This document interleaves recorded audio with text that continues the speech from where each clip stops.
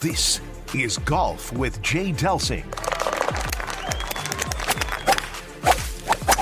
A two-time All-American at UCLA. A participant in nearly 700 PGA Tour events. 7 professional wins to his credit. Over 30 years of professional golf experience. A member of the St. Louis Sports Hall of Fame. This is Golf with Jay Delsing. It's a Sunday morning on 101 ESPN. That means it's time for Golf with Jay Delsing, and we're presented by Daugherty Business Solutions, coming to you from the CarShield Studios. I'm Dan McLaughlin. That's Jay Delsing. Great guest is coming up, the CEO of the PGA of America, and that's Seth Waugh. So really looking forward to visiting with him. Hopefully he'll be very, let's just say generous with his time, and we have a lot of different things we can ask him about because of the world of golf. Kind of a topsy-turvy time. But first of all, Jay, great to see you. Danny, good morning, and thanks for being with me. Yeah, I am so excited. Seth Waugh is just, besides being a great guy, he is an amazing get for the for golf in general because he's dynamic. Danny, he thinks out of the box, and this guy is he's just a stud human being. And for him to be running one of our major entities, huge deal for us, D. And he comes from Wall Street, so the business background, the acumen there is second to none. Danny, the first thing he did, just so you know, he used to run Deutsche Bank, okay? So first thing they did when they got involved with golf was they decided to sponsor a tournament up in Boston, okay? Made sense. He made it a playoff event, and the benefactor, he went straight to the big cat. Tiger Woods. You got Tiger Woods, and his foundation is a benefactor because that guaranteed Tiger would play every week. Hello. Yeah, smart move. Yeah, good move, and great for the game. Yeah. I mean, just great for all of us. So Seth Waugh will be our guest. Yeah. Also, we'll have our UHY Prep Profile Series. We've had a lot of response about this. We did one on the Visitation State Champions, and it was an upset of sorts over St. Joseph's this year. So that was a big deal, and had the girls from the team on, and Coach Julie was on, and so it was a lot of fun, and it gave exposure to a program and some of the kids that need exposure out there to recognize what they did. You had the chance, though, to sit down with a young man from the Ohio State University. Yeah. I want to thank Steve Wedling and the folks at UHY, first of all, for supporting the game. They do such a great job in supporting the game, and they have done this from the junior golf level because they believe this is so important to get these kids, give them an avenue, give them some opportunities to play. So Max Moldovan is a great kid. He's a senior at Ohio State. I looked at, did my prep for his interview, and I was like, man, this kid is a stud. He was, in 2019, he was a Rolex AJGA Player of the Year. He was a Rolex Junior All-American. He won 3 championships as a junior golfer at the AJGA. And, your kids are playing that. They're studs out there playing. Oh, yeah. They're from all over the country, and some coming from all over the world. Yeah. So to win an event, the AJGA event, that's a big deal. Yeah. And so UHY runs a tournament here locally, D. They also have their name in, I think, a tournament in Baltimore and several others. And they're just a great golf partner. And I love the fact that they're committed to the junior level. Max is an ambassador for UHY now, so a little bit of NIL money for him, which is really super cool. And so, this Prep Profile Series is one of my favorite segments that we do. We run it once a month, and I want to thank UHY and Steve Wedling for, supporting our show and golf just in general. We have had the chance to visit with college coaches from various universities. It's interesting. NIL money is talked a lot about, and rightfully so, football, basketball, but it's starting to trickle into the game of golf. We know there's money in the game, and now some of the top programs are able to keep their kids there because of the NIL money. I think it's great. I think these kids deserve a chance to earn money. So for me, it's a good thing. I love it. Yeah, there's no touching the basketball and the football players, right? Especially football. They're the big dogs when it comes to revenue generating sport. But Everybody, there's a lot of guys with a lot of money that love golf, man. And you see this young kid playing at Ohio State. He's just a great human being and tearing up records at Ohio State. You know, they had a guy a number of years ago that went to Ohio State that set a pretty high bar. And the old Golden Bear was pretty good. The old Golden Bear, and this guy's taking down a lot of his records. Okay, so we have got Seth Waugh coming up. We also have the UHY Prep Profile Series. You mentioned the name of Tiger Woods. It was just a week ago that Tiger had an even par 72 for the 4 days, the Hero World Challenge, won by Scottie Scheffler at 20 under. But the key for me with Tiger Woods is that we were wondering, we said this, how is he going to come out of this health-wise? He looks pretty good. I agree. He said, I think he said at one point, Danny, I heard all over. I heard all over, and I'm sure he does. But what's really important for him is to get 4 rounds of walking in, 4 rounds of comp. He said this a number of times. No matter what you do at home, it's not game time. And game time is game time, and you can't duplicate that. We try to tell people all along, go play a tournament. Tournament golf is a different animal. And until you do it, with all the crazy stuff that runs through your mind, all the time you have, all of the dealing with the negative, the mental, it's interesting. And so for me, him walking 4 rounds of golf tee, crucially important. I think he came out of that pretty damn well. I'm not in his skin, not sure. Just I think he's been pretty forthright with his answers, but we could watch. So he passed, for me, I don't know about you, he passed the eye test. Oh, for sure. Yeah. The way that he walked and the fact that he competed and played well, I mean, relatively speaking, but he hadn't played competitive golf since the Masters, and then at that time had surgery, and then to go out and shoot even par, I think that's a step in the right direction. 19 birdies. Right, that's where I was going next. My next key point was how much speed did he have? Because when you start messing with your legs, you can get really, really tentative, and the first thing that'll go is your speed. Well, don't have to worry about that. Stood up on the first hole, first tee shot. He hadn't hit a ball since he withdrew in the 3rd round of Augusta in April in competition and piped a stripe show down the middle, 326. Longest drive of the day that day. He wound up finishing in the top 5 in distance, but he made a ton of birdies, meaning lots of offense, which is great.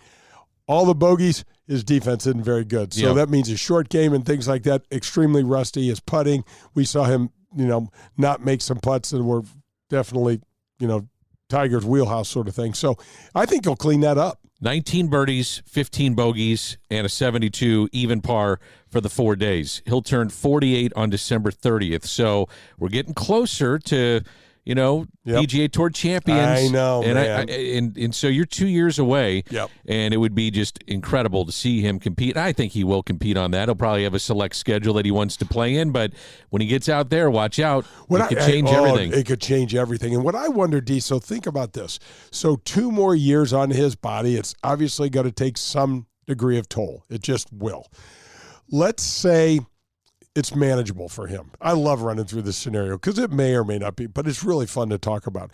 So he's still, if he's keeping his hand in the game for sure, because he's talking about playing 1 tournament a month this calendar year. I bet he sneaks one or 2 more in there. But let's just say he runs this thing for 2 years and he's figured this out. Now all of a sudden, he can go play on the Champions Tour. It's 3 rounds of golf, and it's a cart.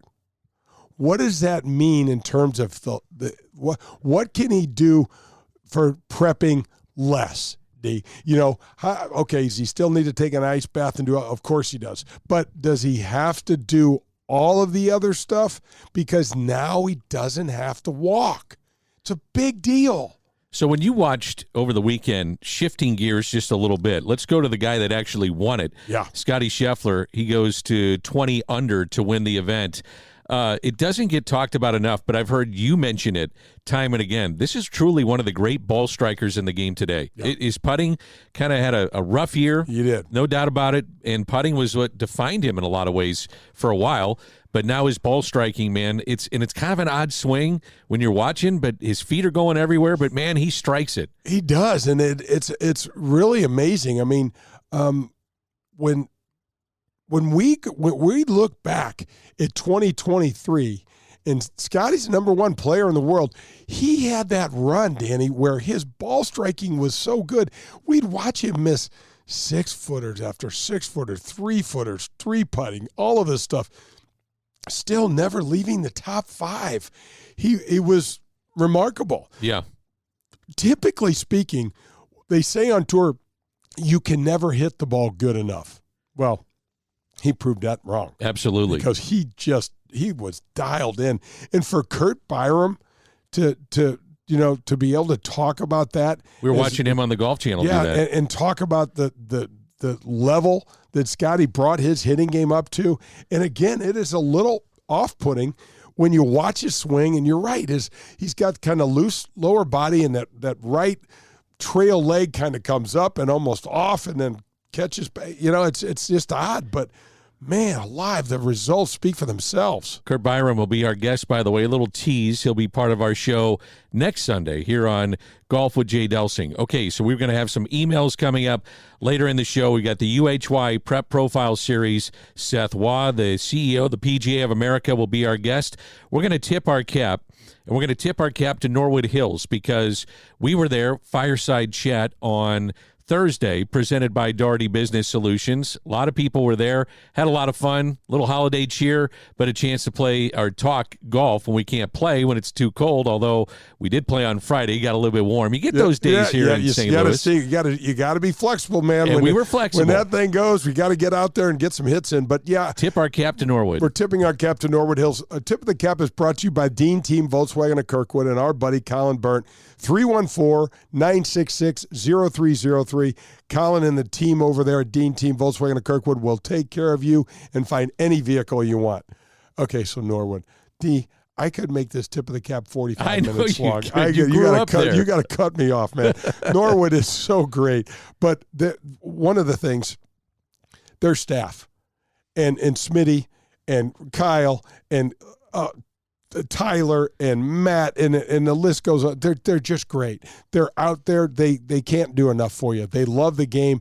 They're in there with a smile on their face, and they do all they can do to make our experience great, from the range to the golf shop to CC out, driving around giving us iced teas and things like that when we need it. It's just fantastic. But we were there on Thursday. Ron Daugherty and his team supports our show, supported this fireside golf chat because he's a community guy and he wants to learn and be more involved in golf, and he wants to thank Norwood. He's a new member at Norwood, and he's just trying to get involved in the entire golf society, so to speak, and he does the APGA, which you and I are involved in, which is super, super cool.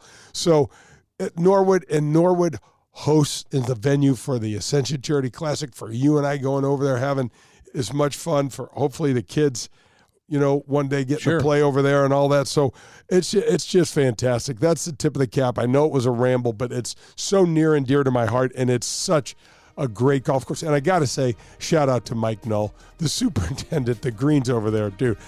I mean, how much fun. It's the middle of winter, and he's got that thing rolling perfect. He just does such a great job. So thank you to Mike Knoll. Thank you to Dane, the staff, Smitty, all the guys over there. Stan Thompson is the president of Norwood. Thank you guys for all you do. And thank you to Dean Team Volkswagen of Kirkwood and Colin. 314-966-0303. That's tipping our cap. That's tipping our cap is right. Norwood Hills. All right, that's Jay Delsing. I'm Dan McLaughlin. This is Golf with Jay Delsing, and we're presented by Daugherty Business Solutions, coming to you from the CarShield Studios. And when we come back, it's a visit with Seth Waugh, the CEO of the PGA of America, here on 101 ESPN. Hi, this is Peter Jacobson, and you're listening to Golf with Jay Delsing.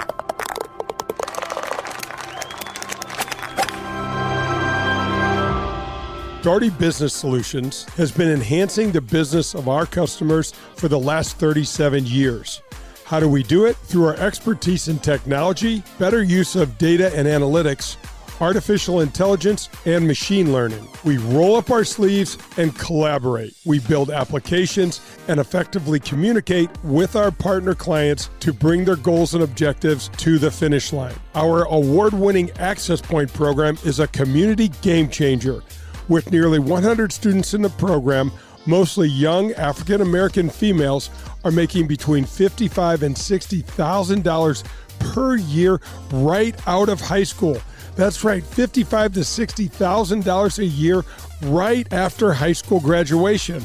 That's when they begin their training. CEO Ron Daugherty believes the talent is equally distributed, but access to that opportunity is not. So here's Access Point, providing more and more opportunity for those in and around our community. It's Daugherty Business Solutions. Get ready to watch the legends of golf up close when they compete at historic Norwood Hills Country Club right here in St. Louis. The Ascension Charity Classic will be back again with some of golf's greatest names. Steve Stricker, Padraig Harrington, John Daly, David Duval, Bernard Longer, Justin Leonard, David Toms, and more will compete returning September 3rd through the 8th.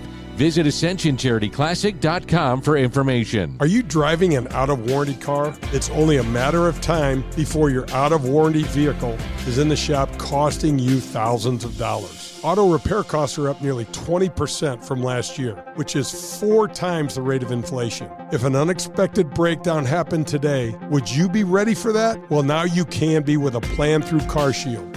Even if your car is just over 3 years old, it's still prone to expensive costs. Your car is more than just getting you from point A to point B. Traveling by car is a way of life. From picking up your kids to going to a new restaurant, cars are a daily essential. When you enroll in a car protection plan through CarShield, you can look forward to the following. The price will never go up no matter how many claims you file, or no matter how high the mileage on your car increases. CarShield offers protection plans that start as low as $100 per month. That's $100 per month. They have repair coverage for up to 5,000 different parts of your vehicle. Plus, when your car breaks down and you're stuck on the side of the road, you get 24/7 coast-to-coast roadside assistance. You also get complimentary towing and rental car options. CarShield has my back when my car breaks down, and they can have yours too. Call CarShield today at 800-465-6550 or visit carshield.com. It's CarShield, proud sponsor of the Golf with Jay Delsing show. Christmas is a time to make memories with the ones we love. Memories of sharing our favorite holiday traditions. Memories of spending time with family. But some kids won't have the memories of opening gifts around the tree. This Christmas, you can make a difference in the lives of Cardinal Glennon kids who won't be home for the holidays. Give your gift today at treeofhope.org and give hope to a child this Christmas. If you're in the market for a new or used vehicle, any make or model, then you need to visit the Dean Team Volkswagen of Kirkwood. They are the official vehicle provider of the Golf with Jay Delsing show. My daughter and I both drive vehicles supplied by Colin and the Dean Team Volkswagen of Kirkwood. And the reason we have them is because we know we can trust them. They made the car buying experience painless and very easy. Their customer service is second to none.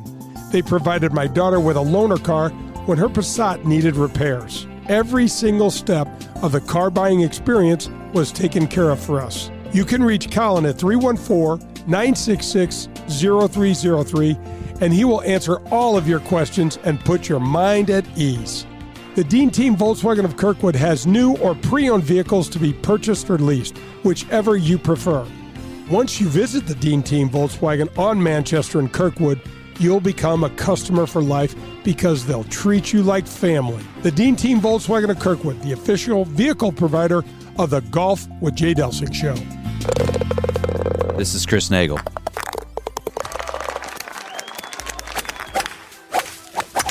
And you're listening to Golf with Jay Delsing.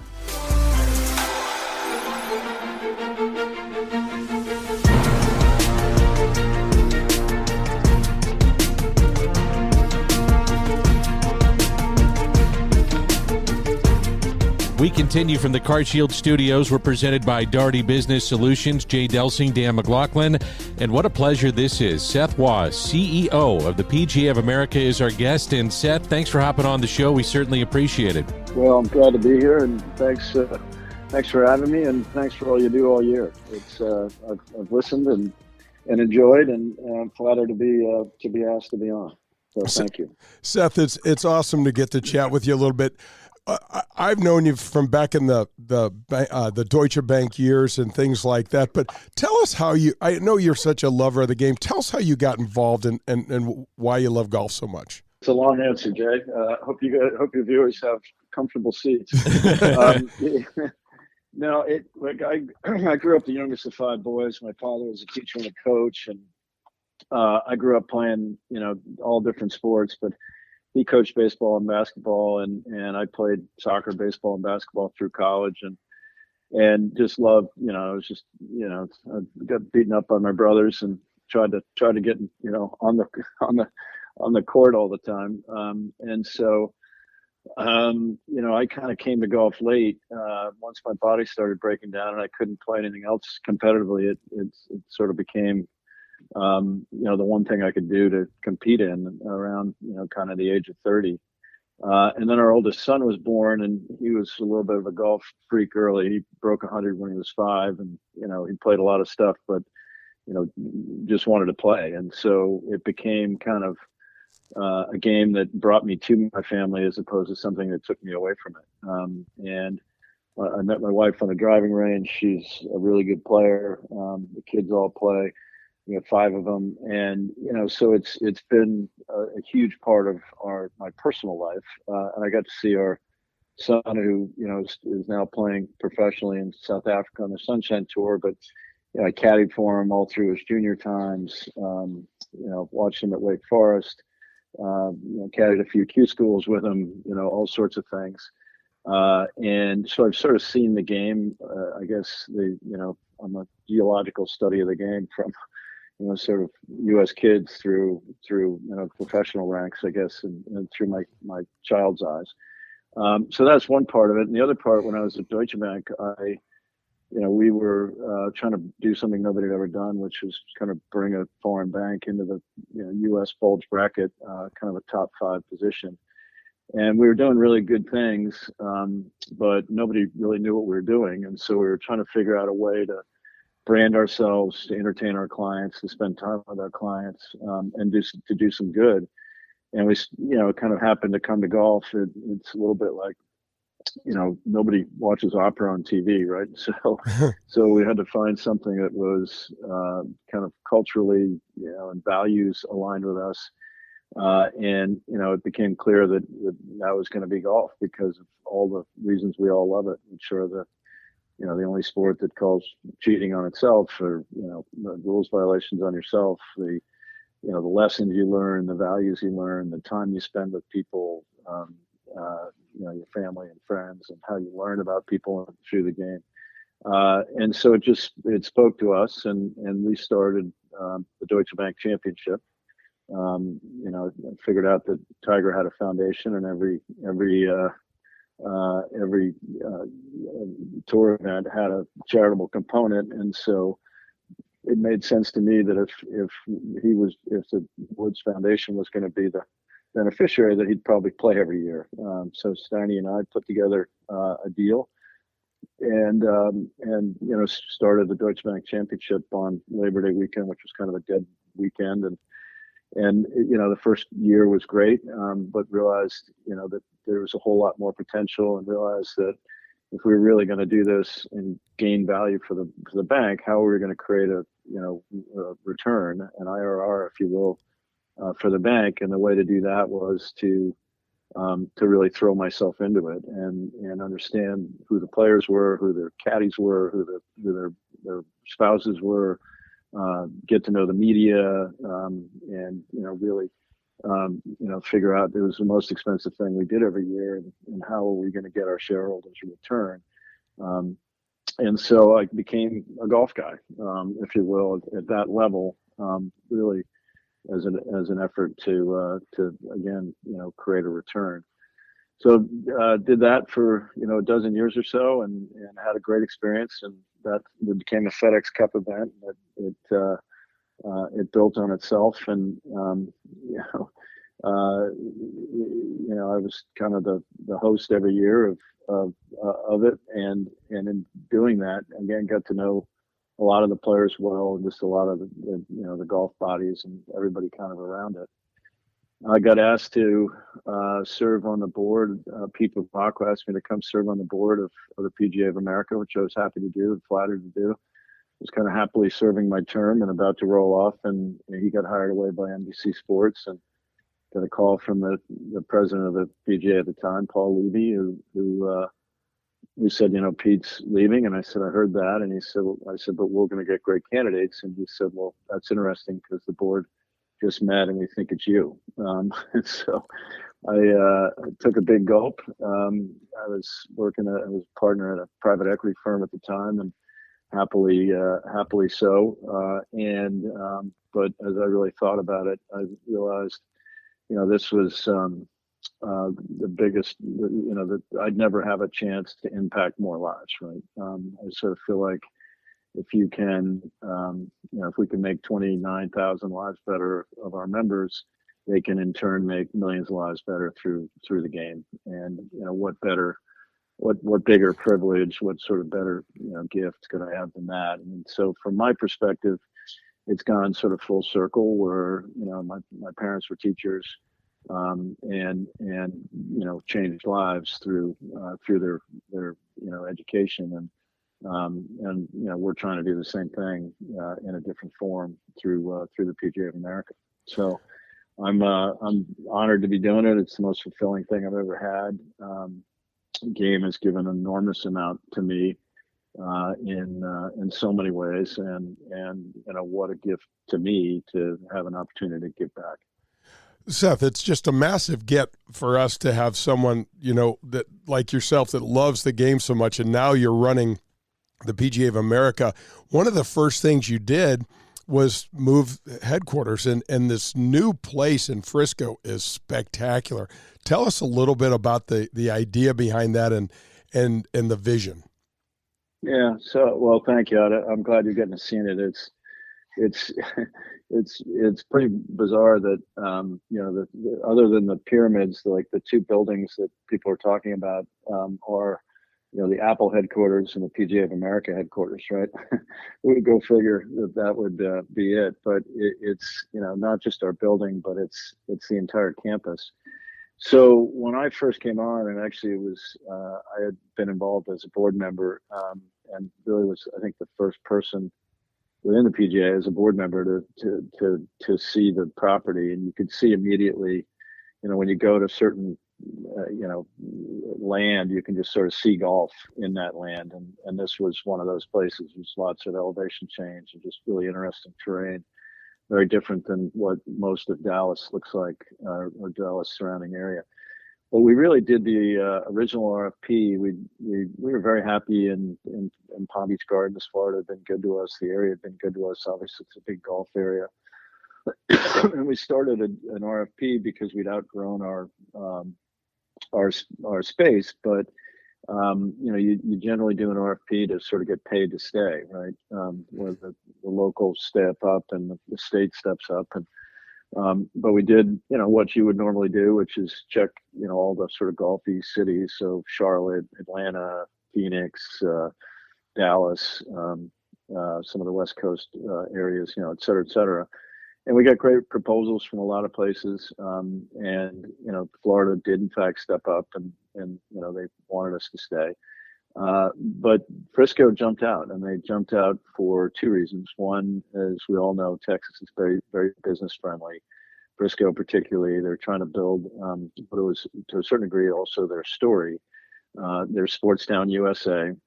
They wanted, they had every other major sport was represented in the town. They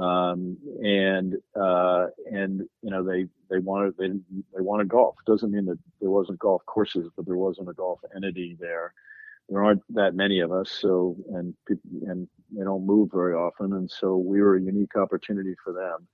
And they also had 650 acres, which they were willing to offer, as and it no longer became a building, it became a destination. And so, that was hugely appealing. The problem was that, we needed a financial player to come in and make it a reality, because it was really a dream where you could build a couple golf courses and, et cetera. And we found, and I developed a very close relationship with the Rolling family, who are the family that owns and controls the Omni Group. Their local Dallas family, wonderful people, with a big vision. And for them, it was sort of a local opportunity to leave a legacy, but also to plant a real flag in the ground for their golf properties. They have a number of them, but they weren't really known for golf. They were known for hotels and hospitality. And now this was a chance to kind of create a Pebble, a Pinehurst, a Sawgrass kind of destination. And so they put in $600 million to build the campus. So if you think about it, Frisco offered incentives, but also 650 acres. We offered the brand, and Omni offered the checkbook, and that combination is incredibly powerful. And in doing so, we've kind of created oceanfront property in the middle of a desert in Dallas, and created billions of dollars of value as a result of that. So we built our building, and we're really proud of it. But we've got a Gil Hands and a Bo Welling design golf courses. We get a lighted par 3. We've got maybe the largest putting green in the world, and then every way you can consume golf is around the campus. And you go there on a Friday night, and there's an ice cream store, and there's families running around on the putting green. There's people playing the par 3. You've got either Buzz Lightyear or the Ryder Cup on the big screen, and there's a Top Golf experience. There's driving ranges. It's just it's the town square for golf, right? It's just a really cool facility. And Omni, didn't spare a penny and built an amazing resort with every amenity you can imagine, and it's just really cool. So everybody that's come has been absolutely blown away. We ran our seniors there. Our senior event there was in May. We had our Junior League National Championship in October, and so you had NBC was there and blown away. CBS spent some time when they were there for the Byron, and ESPN came through, who does our Junior League, and every one of them was just absolutely blown away by it. So actually, Jay, I think one of your buddies, Brad Faxon, was there yesterday and was absolutely gobsmacked by the whole place. So it's cool, and everybody ought to come see it. And we think we've really tried to build our home. The PGA of America is, golf is kind of, other than for us junkies, it's hard to understand all the entities in it, right? But PGA of America, obviously we own the Ryder Cup or half the Ryder Cup, and own the PGA Championship. So we're playing at the highest level, and that's kind of what you see on TV. But what we do every day is grow the game, and we're our 29,000 on the front line. They're the people that see it and understand the game at a different level than everybody else. And so we think that we should be the most informed, the most balanced, the most kind of forward thinking entity within the game, because of our boots on the ground, and we now have a home that represents that for that 29,000. We've spent a lot of time making sure that the building itself, celebrates our history, celebrates our professionals, kind of what they do, tells the story, and we're getting thousands of visitors. Some of them are members, some of them are just people that want to check it out. kind of all the time, which is not something we necessarily expected, but we welcome. So it's a cool place. I talked about it being, the Silicon Valley of golf, and because I think it will end up being kind of a commercial epicenter of the game, and as well as the destination. Seth Waugh is our guest, the CEO of the PGA of America. There's a lot more to come. We want to visit with what you're doing on the local level. We'll do that when we come back. This is Golf with Jay Delsing, and we're presented by Daugherty Business Solutions. This is Jay Delsing coming to you from the CarShields Golf Studios. I hope you'll join me Sunday mornings from 8 to 10 for Golf with Jay Delsing, presented by Daugherty Business Solutions. That's Golf with Jay Delsing every Sunday morning on 101 ESPN. Hey, St. Louis. Eddie McVeigh here from Maggie O'Brien's. When you head downtown for a concert or cards or blues game, and now for the St. Louis City soccer game, please come see us at Maggie O'Brien's before and after your event. Take our shuttle to and from, or stay in-house and watch your favorite team on our multiple high-def TVs. We look forward to seeing you soon at one of our 2 locations in Sunset Hills on South Lindbergh, or downtown at the corner of Market and 20th Street. Union Station is next to us. Do you remember the golden rule? I'm sure you do, but just in case, it goes like this. Treat people the way that you'd like to be treated. At People's National Bank, that one statement is the cornerstone of what this bank is all about. Locally owned, with 23 locations in Southern Illinois and the metropolitan St. Louis area, People's National Bank parlays a robust menu of commercial or personal banking services you could possibly need with a friendly yet hardworking Midwestern attitude. Maybe you just want to do business with a bank whose entire team lives in the same neighborhoods as we do. If you're like me and doing business with someone you trust is important to you, then People's National Bank is the bank for you. Jason Rantham, local president, is here for you to call, and he'll answer any questions you may have. His personal cell is 314-974-2243. You can also find us online at peoplesnationalbank.com. People's National Bank is here for all of your banking needs. Hi, this is Adam Betts from Family Golf and Learning Center. At FGLC here in Kirkwood, we feature a double-decker driving range, 2 large grass tees with Tahoma Bermuda grass. You want to work on your short game? We have a short game area too, which features a 20,000 square foot green, 3 bunkers, and Zoysia surrounds. Also at Family Golf and Learning Center, don't forget about our 9-hole par 3 course, the indoor TrackMan simulators, and our performance center. If you're looking for the best golf instruction, regardless of skill, we can help. Find out more at FamilyGolfOnline.com. That's FamilyGolfOnline.com. Family Golf and Learning Center. We make St. Louis better at golf. Okay, so you know Marcone is the largest distributor of GE parts in North America. Check. You know about their support for backstoppers, first responders, and our men and women in the military. Check that also. Well, here's their latest community venture. It's called Wreaths Across America. This year, Marcone will place 1,000 Christmas wreaths on the gravesites of our fallen military heroes in 10 different cemeteries around the country, from Dallas to Delaware, Western New York to Houston, New Jersey to right here at Jefferson Barracks. Each of these locations and more will have wreaths delivered and respectfully placed on a gravesite. Remember the fallen, honor those who serve, and teach the next generation the value of freedom. That's the mission of the Wreaths Across America program. So join the Golf with Jay Delsing show and Marcone and sponsor a wreath, volunteer, or partner with us to support our military. Saturday, December 16th is National Wreaths Across America Day. So get involved. That's Marcone and Wreaths Across America.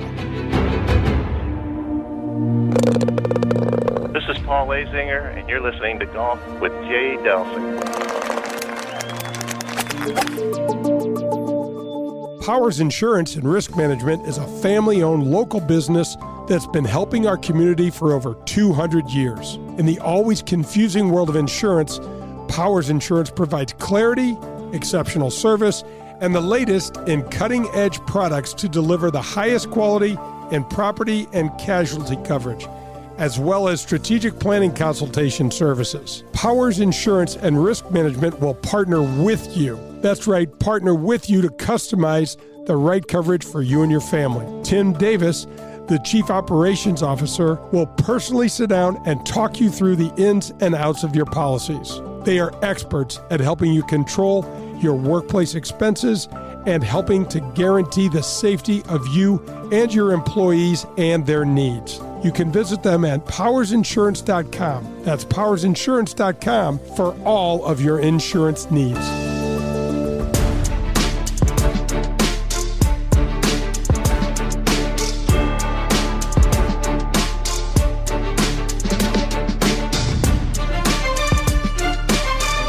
Seth Waugh, the CEO of the PGA of America, is our guest, and you mentioned thousands of members with the PGA of America. How do you stay in the loop with them? Because the average golf fan knows about the Ryder Cup, or they know about the majors, or they know about the professional events that you're affiliated with. But how do you stay in the weeds, so to speak, with those that are trying to make the game so great on a local level?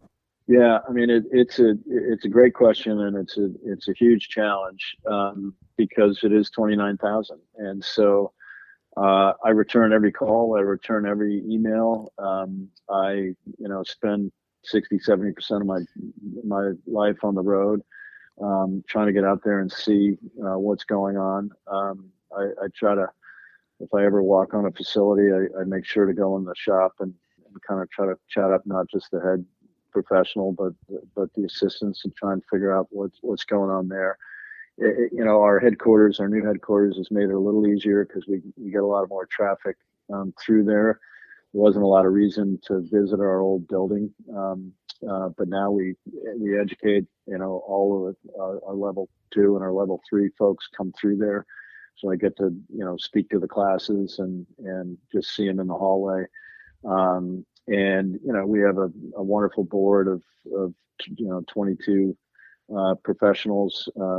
19. There's 3 outside directors, and we meet frequently, as you can imagine, to discuss things. So I get their perspective and how they think about it. And I just work really hard to try and understand what people are thinking. It isn't when I speak, it isn't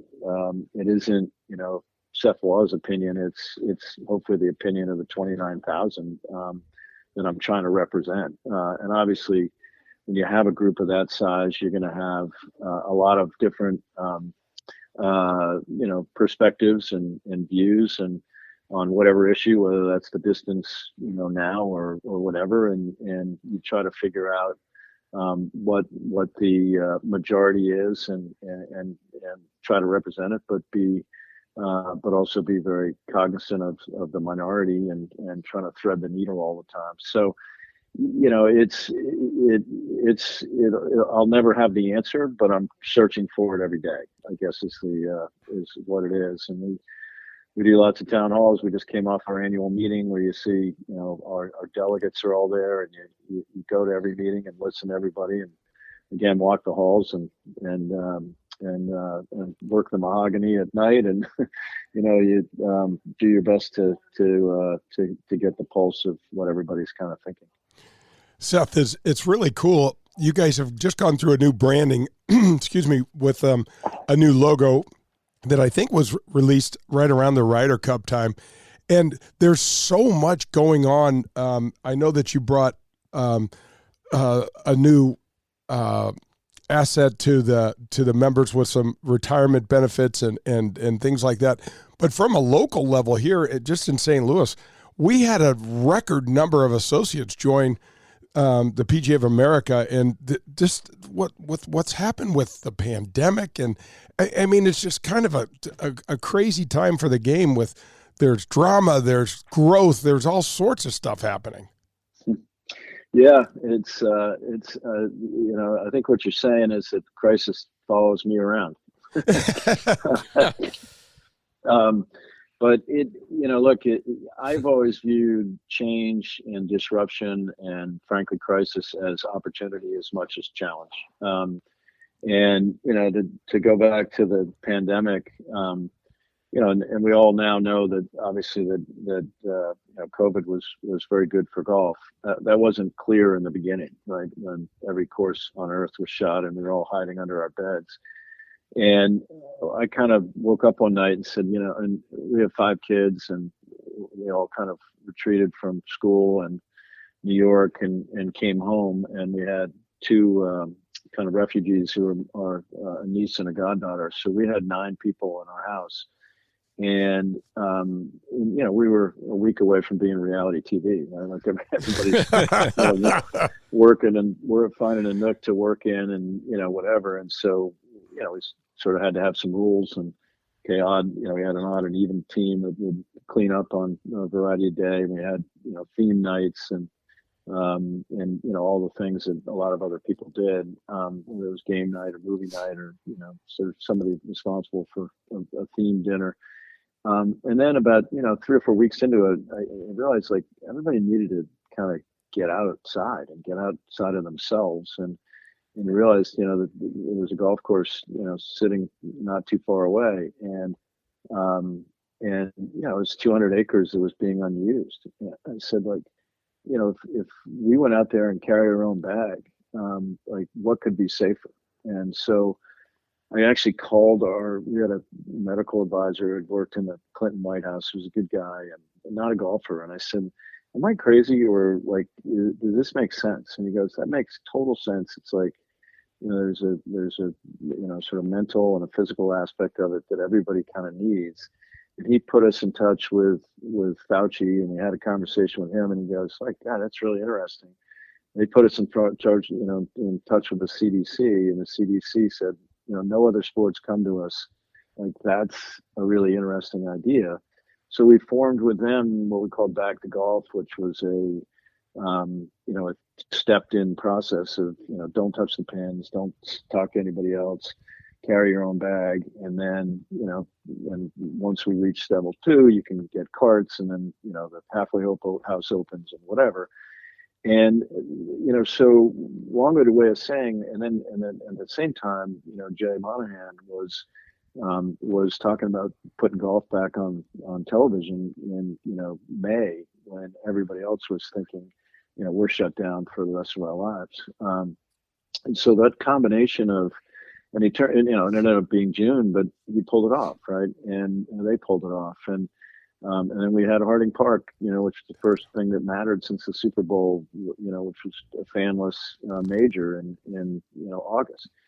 And so we were the first sport to come back and, in participation, but also on television when people needed it most. And I think that really fueled a lot of what we're doing. Everything that was sort of negative about golf, which was it takes too much time, you only see a few people, all those sort of things became these huge positives. And so, I think that's just illustrative of, what we're trying to do. You mentioned did we create the boom in golf? I don't want to take credit for it, but I think we put our thumb on the scale, right, in terms of how it looks. I think how we're growing it is also, very different. The demographics of who's playing the game.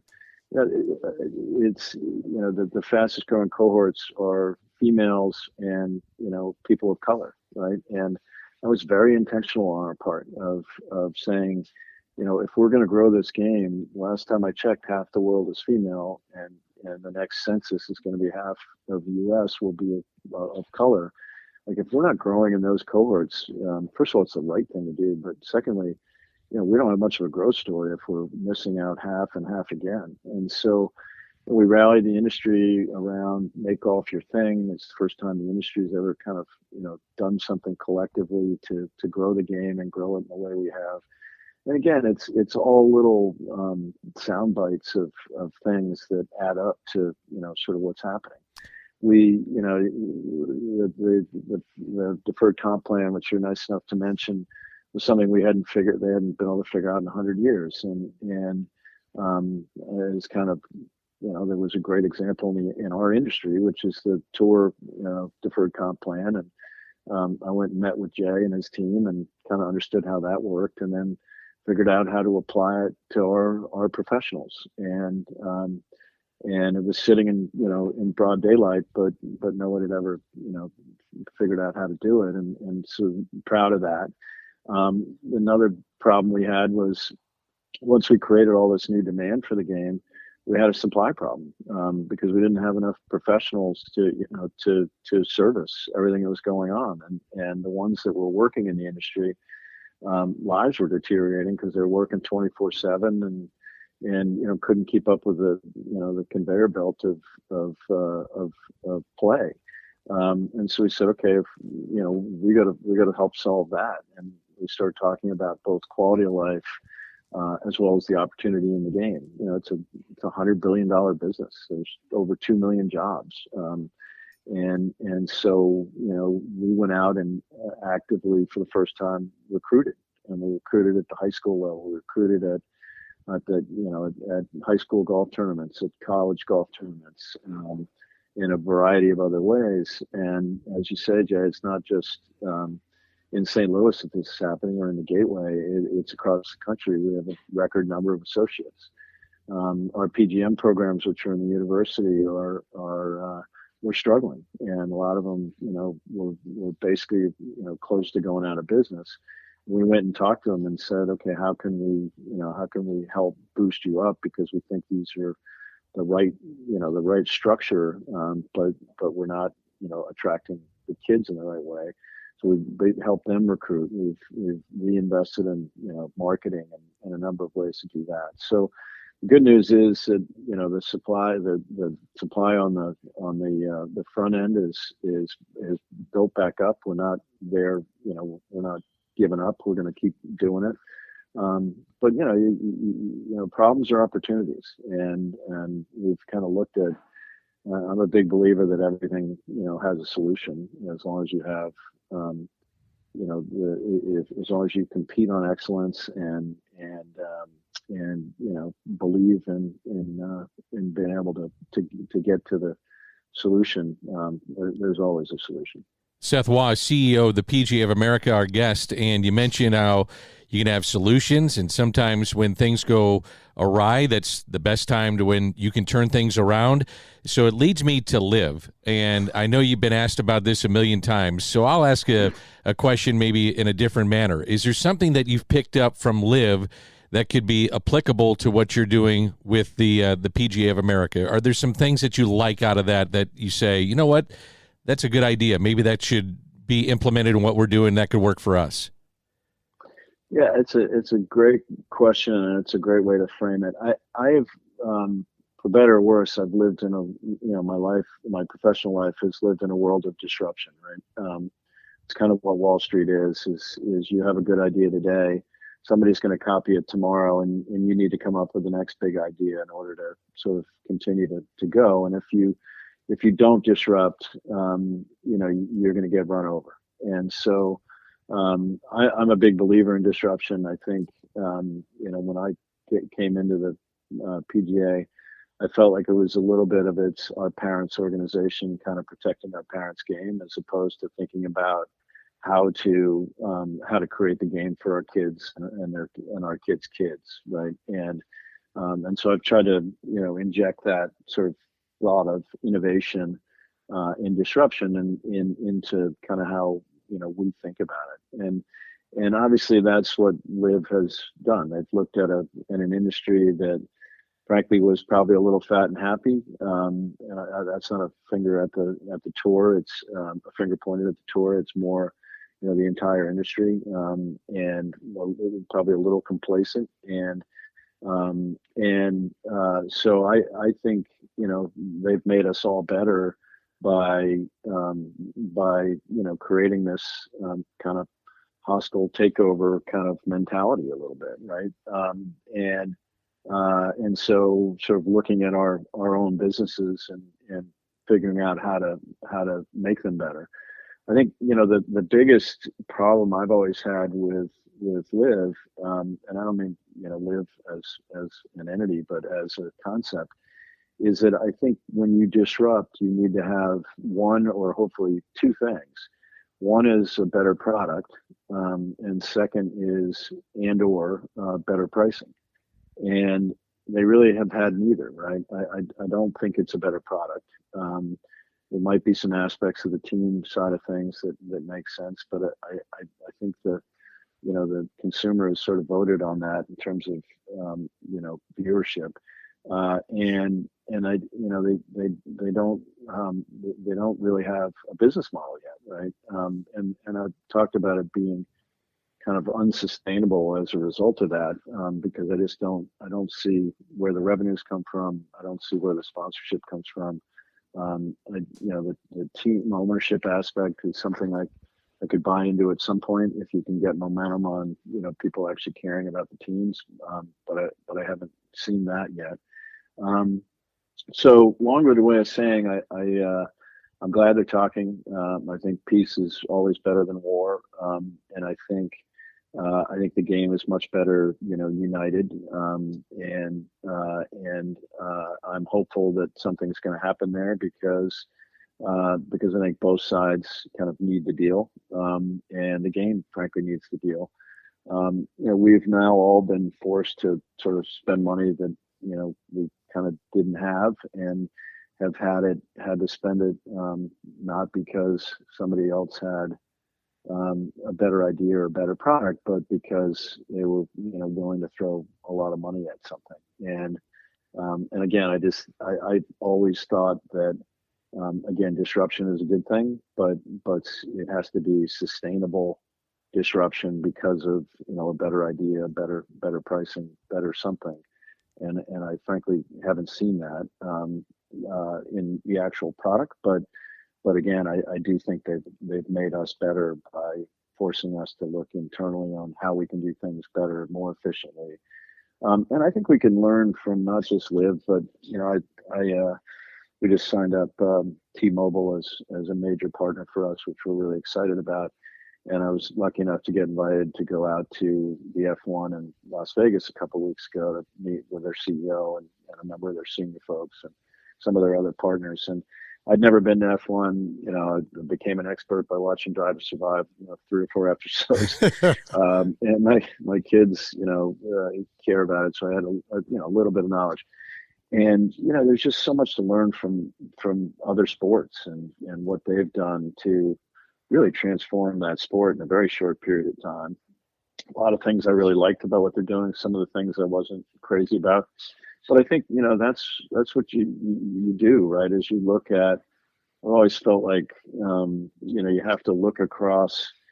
There's 2 ways to disrupt. One is to go really deep into something, and one is to go horizontally and learn from other examples and then apply those to the vertical that you're responsible for. And I think there's things to learn, from within the game that we can do better, but there's a lot of things that we can learn outside of the game from what other sports and what other entities are doing that can make us better, every day. And that's what we challenge ourselves to do all the time.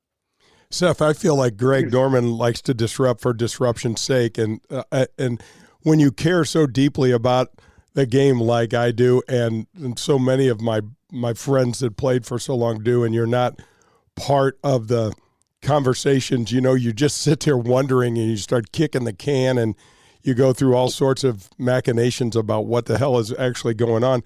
But I wanted to ask you, do you believe that the tour and Jay, maybe Jay specifically, were caught off guard by the fact that they could actually bring in investors until the Saudis? Because it seems odd to me the way the whole thing is rolled around. Like, there's got to be PE money all over the place that would love to jump in, in bed and support golf. But prior to the PIF, I don't know if that was ever even an idea. Yeah, and I think it's a great question. I think at the end of the day, it wasn't needed. If you'd had outside money, what would you have spent it on? I think was the view. And was that a misguided view or not? I think we got to see what the structure ultimately looks like and what they do, ultimately invest in, right? From the player's perspective, obviously getting paid more money is important to them, and that's good. But if you're just investing, again, back to my sustainable point, if you're just taking money to give it to the players, have you really transformed your business? And that's what needs to happen. How can this capital be invested in a way that creates additional value? And by the way, has to create additional value not just for the players but for the investors now, right? So if you're bringing in private equity money, they're going to need a return, and they deserve a return, and they'll expect a return, and potentially expect an exit at some point, right? And that's a different dynamic than having a non-for-profit that is built exclusively for the players. I mean, the players own the tour, right? I mean, that's the whole reason it exists, is for the tour. That's what Jack and Arnie did. That's what PGA of America is. And I never lose sight of that. I'm a fiduciary for, my job is to run a potential institution that is, be better, better than I found it when I leave it, and that it's going to exist for another 100 years. And the tour, for the benefit of the member and the game in our case. And the tour is the same thing. So, bringing in money sounds like a good idea, but that money also has to add value, and there has to be acquisitions or targets or capital invested in growth in a way that the game gets bigger, that it attracts more sponsorship dollars, and enriches the players, right? And the investors. So it'll be interesting to see how it plays out. I think I don't think they had their head in the sand, and certainly sports has become a huge playground, if you will, and I don't mean that in a bad way, but has become a huge focus of private equity, where private equity really didn't focus on sports. I'll call it 5 years ago. There's been an enormous amount of impact that they've had, in every sport. And so to assume that it wouldn't have some impact in golf, I think is naive. So I don't know if that answers your question. I think it's a little bit TBD that, what does this look like, and then what value is created from the money that comes into the game. And I think the money that is looking at the game is saying, like, this game is kind of ripe for disruption because it hasn't been disrupted, and therefore there must be an ability to add value here in the same way that it's happened in other sports. Seth Waugh, the CEO of the PGA of America, has been incredible with his time, and I have one final question. We're all excited that Tiger is coming back, and he said, I'm going to play a limited schedule. What does that do when Seth Waugh hears that, or some of the folks that you rub elbows with at the higher end of golf, and they say, oh, Tiger's coming back? I know what it means as a fan. I know what the casual fan thinks, but from your perspective, your seat in the game of golf, what does that mean? Ticket sales. That's where I was going. Yeah, look, I mean, obviously you only get, in our lifetime, I hope I'm wrong, but you probably don't, well, I guess I could say we had Jack, we had Arnie in my lifetime too, but, he's a generational guy, right? And he moves the needle in ways that nobody ever can. He's got obviously his ability, but it's the that he has. That and it transcends golf, right? It's bigger than, he's much bigger than golf, but he makes us better. He's amazing, right? Like, who would have thought he'd come back to win Augusta, 4 years ago, and so when people say, do you think he can win again? I go, absolutely. Like, what, like, how could you ever doubt it? And that doesn't mean he's gonna win, but do I think he could? Absolutely. I think he's much more, I've been lucky enough to know him for 25 years now, I guess, because of our, back to, we talked about first, the Deutsche Bank championship. And, he's so much more introspective than he was. He's so much more kind of patient. He's thinking about, his legacy in the game I think it's wonderful to have him in that room at the tour policy board, because he does have that wisdom of he's always been an old soul, but now he's had so much time to think about it and to reflect on it, and he really thinks about the game and the history of it. I hope he can bridge that into this next generation to a certain degree.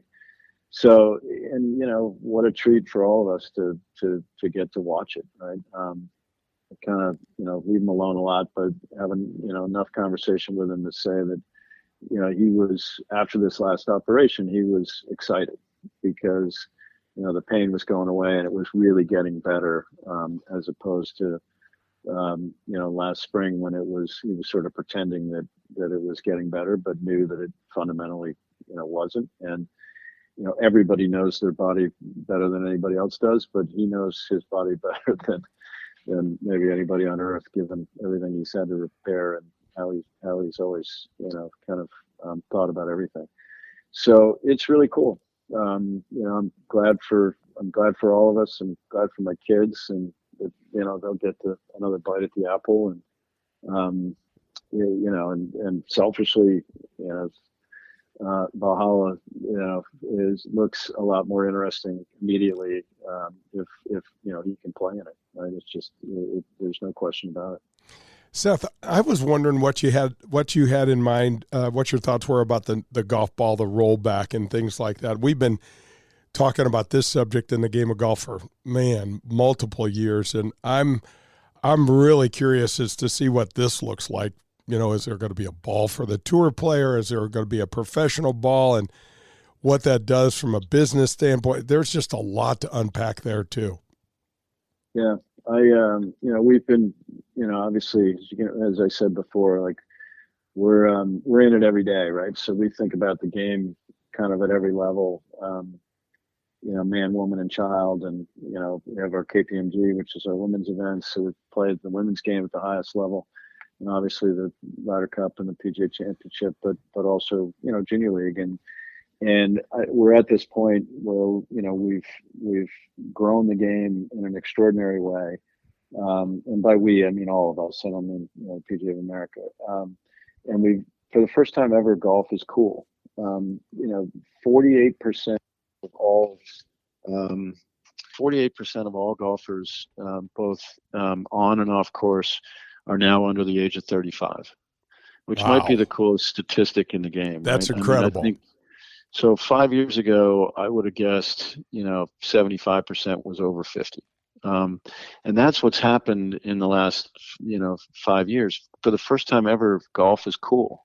We're growing it in ways that are extraordinary. There's so many more ways to consume it, right? You've got par threes, you've got Top Golf, you've got puttery and pop stroke and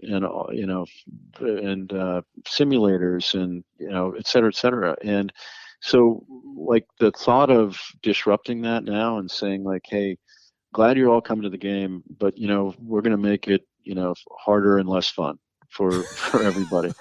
Like it's like it's like shooting ourselves in the foot, right, or maybe the head, and so on that level, we're not for disrupting the recreational game. On the other hand, we think bifurcation is a really slippery slope. We think it's very fundamental to the game that you can test yourself, and my son hits it whatever 325 or 340 or whatever heck he hits it. Like I gave up on that a long time ago, right? And that's what bifurcation is sort of tease, right? And so but being able to test yourself against that or measure yourself and say, he's hitting a 7-iron 200 yards and mine goes 145, like that, I think that's kind of fundamental. I also think that, or we think I should say, that if we had to bifurcate, the job of policing that is going to go to our 29,000. And how do you how do you can have two separate sets of balls on driving ranges. What's an elite competition? Is a junior club championship where they're hitting it farther than the regular club championship? Is that elite, and therefore they have to go to that ball? When do you do that? What happens if somebody plays the elite ball all year to boost their handicap, and then in a member guest plays the regular ball? Like, there's just too much confusion in there, in our view, to have bifurcation. So we're very hopeful that they've kind of gotten off of that. And I would also say, like, that they have run a really good process. You wouldn't set up golf the way it's set up, where you'd have separate governing bodies, and one in the U.S. and one internationally, and PGA of America and PGA Tour. Like, this alphabet soup is pretty confusing to even those that understand golf. And so they're in a hard position where they're trying to protect the game for the next 50 years, and totally respect that. They've been very collaborative, very transparent with all of us. And so we appreciate that. We're hopeful that whatever change they make, is provided enough time to implement for the game, but also for the equipment companies, especially, and that they moderate how far they want to kind of roll the ball back, if you will. That 127 was sort of to a certain degree, in our view, arbitrary number that was picked. And if it's something significantly less than that, between the 120 and the 127, then I think a little minor disruption over a long period of time probably isn't a big deal. And I think the industry has spoken, and we can all sort of live with that. I probably wouldn't do anything, but as long as it's thoughtful and moderate, I think we've come to thread the needle in a way that protects the game for the long run, but also doesn't disrupt it in the short run and ruin the momentum that is so precious, and something we've been working for in the history of the game. Like, we've never had this kind of a momentum. Seth, thank you so much for your time. And this, man, I could talk to you for hours and hours. We are so proud of Nathan Carnes here in St. Louis. He is our national secretary, working with you, and we have never had a representative from the Gateway section be on the national board, and we couldn't have a better guy. I mean, he's just terrific, and we're excited to watch and get to see him interact more with you. Well, I'm excited to work with him. He's and I say he's a breath of fresh air, not because we haven't had great other folks doing this, but he's so balanced, he's so thoughtful. He is calm in a storm. And always has a very thoughtful, measured kind of response to things. And I just love working with him, and he's got a beautiful family, and, we like you kind of corn-fed Midwestern types, he's a beautiful guy, and I'm very lucky to have him as a partner. Seth, thank you so much for your time. This has been great insight. We know you're busy, and you've been very, very generous with your time. So thank you so much for joining us. Great being with you all. Thanks. Keep doing what you're doing. Much appreciated. That's Seth Waugh, the CEO of the PGA of America. Coming up, it's the UHY Prep Profile, our series on young athletes in the game of golf. And also, we're going to take some emails as well, jay@jdelsinggolf.com. We're coming to you from the CarShield Studios. Golf with Jay Delsing is presented by Daugherty Business Solutions.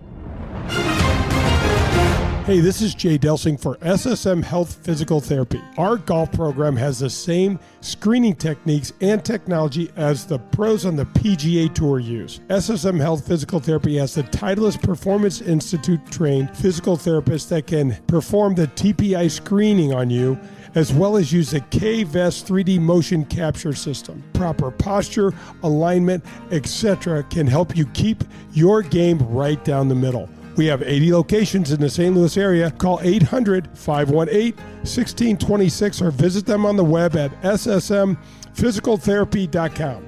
Your therapy, our passion. For the best in Italian cuisine in St. Louis, look no further than Paul Manno's, located in Chesterfield. It's traditional Italian cooking, and their best ingredient, it's their tradition. It's cooking like Paul's grandmother used to make and like his mother still prepares today. There are no corners cut at Paul Manno's. From greeting you at the door to the pasta you'll share with your family, Paul Manno's is committed to bringing you their very best anytime you share a meal at their place.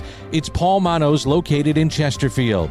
Hey, this is Jay Delsing, and we golfers are always looking for ways to improve our games. For me, that means I want the very best and the very latest in equipment and in technology. The place for me is Pro-Am Golf in Brentwood. Tom DeGrand opened Pro-Am Golf Center in 1975, and ever since then, he and his family have provided St. Louis with the finest in golf equipment, instruction, and the latest in the ever-changing world of golf technology. Whether you are a scratch golfer looking to find the latest in rangefinders or a newcomer looking to find your first set of clubs, Pro-Am Golf has just what you're looking for. You say you're looking to get yourself custom fitted for a new set of clubs? You need to call TJ. He has fit me personally, and he is the best in town.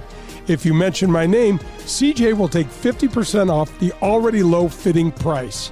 So if you need anything from golf balls to a new pair of shoes or a lesson from Tom, who, by the way, has been helping St. Louisans play better golf for over 45 years, Pro-Am Golf in Brentwood is the place for you. You can also visit them at proamusa.com. That's Pro-Am Golf. You're listening to Golf with Jay Delsing. To connect with Jay, log on to jdelsinggolf.com. You'll see the latest in equipment, find the latest innovations in golf, and get tips from a PGA professional. That's jdelsinggolf.com. I want to welcome Redbird Heating and Cooling to the Golf with Jay Delsing show. You can reach them at 314-320-9507 or on the website redbirdhvac.com. CEOs Jed Dickinson and Jerry Pearson run the area's most responsive and dedicated heating and cooling company that's been conscientiously supporting the St. Louis area for the last decade. Just last month, when my air conditioner stopped working, Jed and his team were at my home at 7 a.m. to replace one unit and then repair the other. Your money, like it's our money, was Jed's statement to me, and the repairs for Unit 2 was less than $200. If you want to work with a family-owned business that you can trust, then call 314-320-9507 or visit them at redbirdhvac.com. That's redbirdhvac.com. Get ready to watch the legends of golf up close when they compete at historic Norwood Hills Country Club right here in St. Louis. The Ascension Charity Classic will be back again with some of golf's biggest names: Steve Stricker, Padraig Harrington, John Daly, David Duval, Bernard Langer, Ernie Els, and more will return September 3rd through the 8th at Norwood Hills. All tournament proceeds go to area charities serving North St. Louis County youth and families. Sponsorship opportunities, Pro-Am foursomes, and more information available for you at ascensioncharityclassic.com. Hello, friends. This is Jim Nance, and you are listening to Golf with my friend Jay Delsing.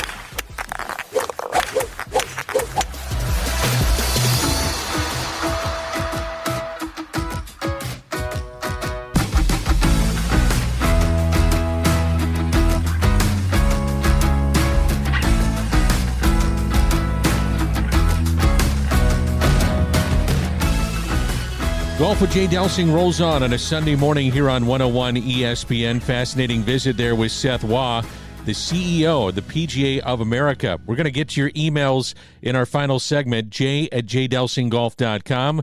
That's Jay Delsing. I'm Dan McLaughlin. We turn things over to Jay. It's the UHY Prep Profile Series. And thanks, Danny. I am sitting down with current senior at The Ohio State University, Max Moldovan. Max, thanks for joining me today.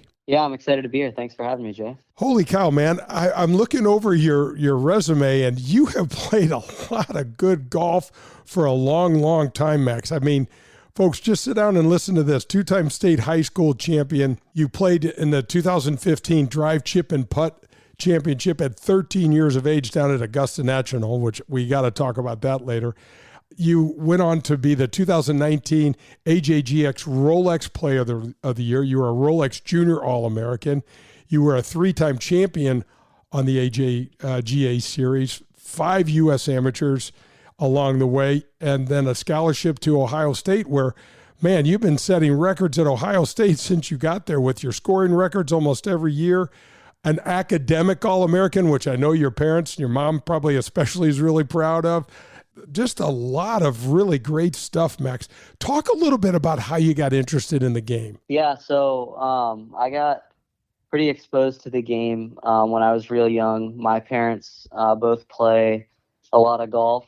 My dad played in college at Kent State, and he's a golf instructor now. And then my mom picked up the game around the time she met my dad, and she plays pretty well herself. So I've been around the game since I was really young and kind of fell in love with it at a young age, and played a lot of junior U.S. kids events when I was 7, 8, 9 years old, and was able to have some early success in those small 9-hole events, and kind of fell in love with the feeling of winning golf tournaments and making pars and an occasional birdie here and there early on. And yeah, it's been an awesome journey since. Now, Max, you're an Ohio guy, and I grew up in Missouri. There's a really famous golfer, Jack Nicklaus from Ohio, and he talked about playing other sports and when the weather cools down.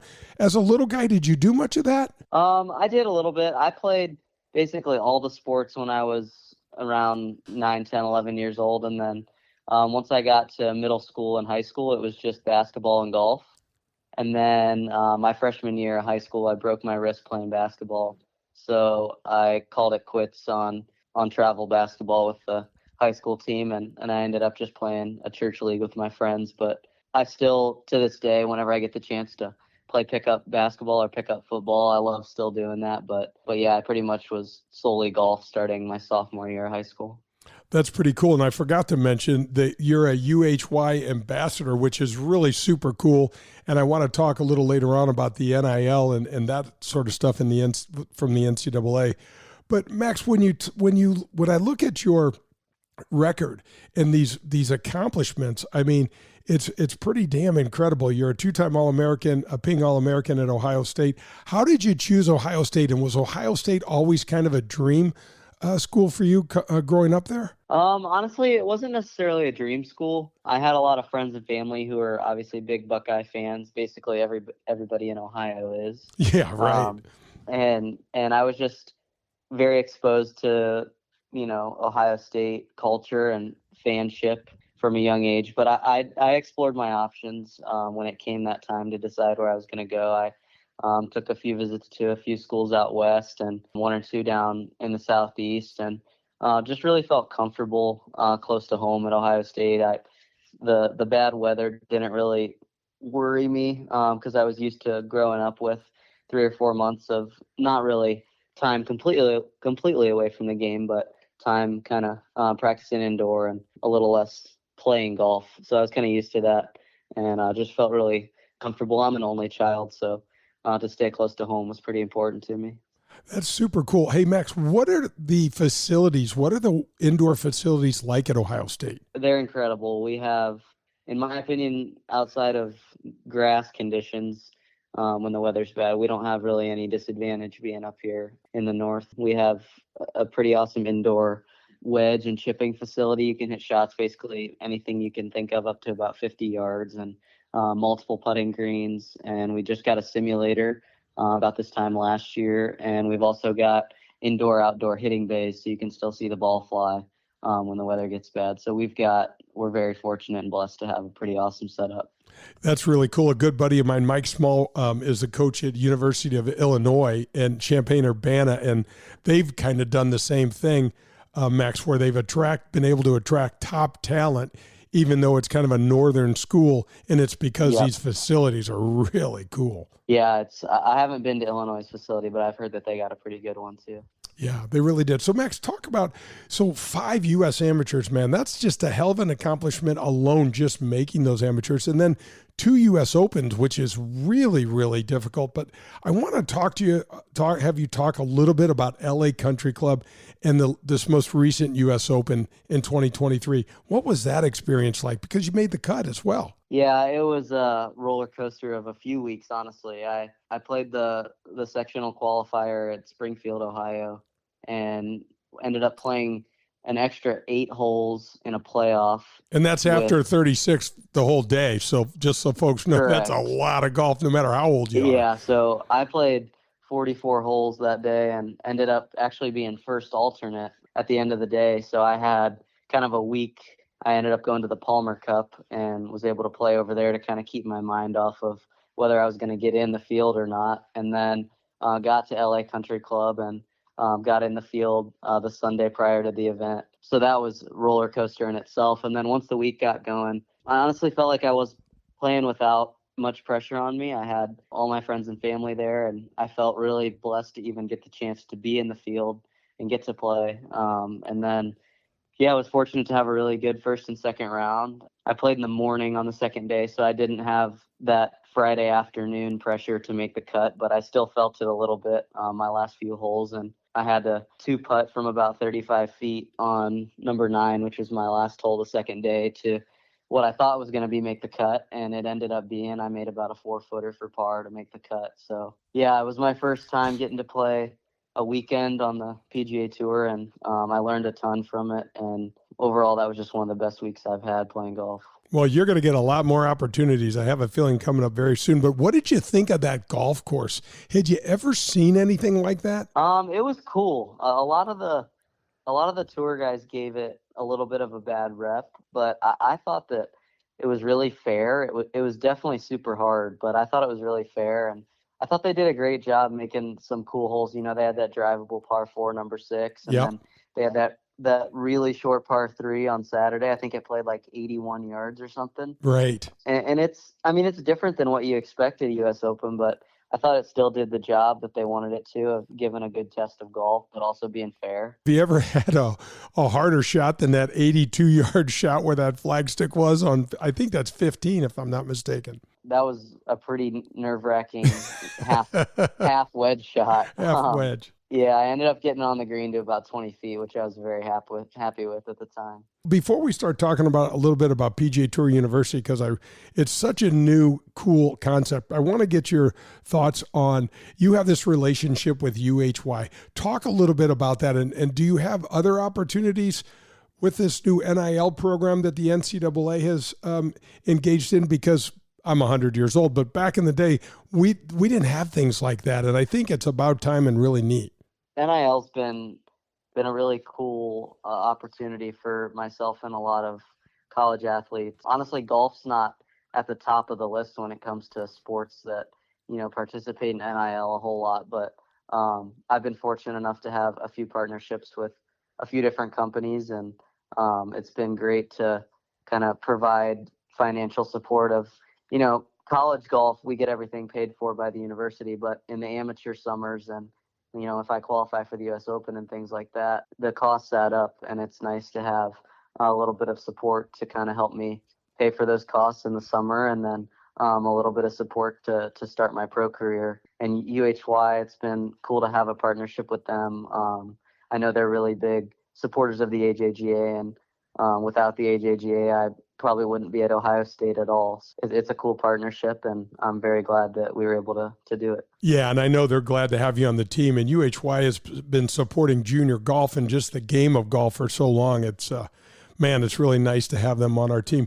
Max, talk a little bit about PGA Tour University. Currently, you're sitting 7th in the rankings, and I'm not sure most folks even know what PGA Tour University is. Yeah, PGA Tour University, it's a incredible program that the PGA Tour started for graduating seniors of every college class. So basically, the number 1 player after the end of college season, the number 1 senior gets a PGA Tour card, and then Seniors ranked 2 through 5 get a full status Korn Ferry card, and then 6 through 10 get a conditional status Korn Ferry card, and then I think 11 through 25 play PGA Tour Canada. I think it's incredible.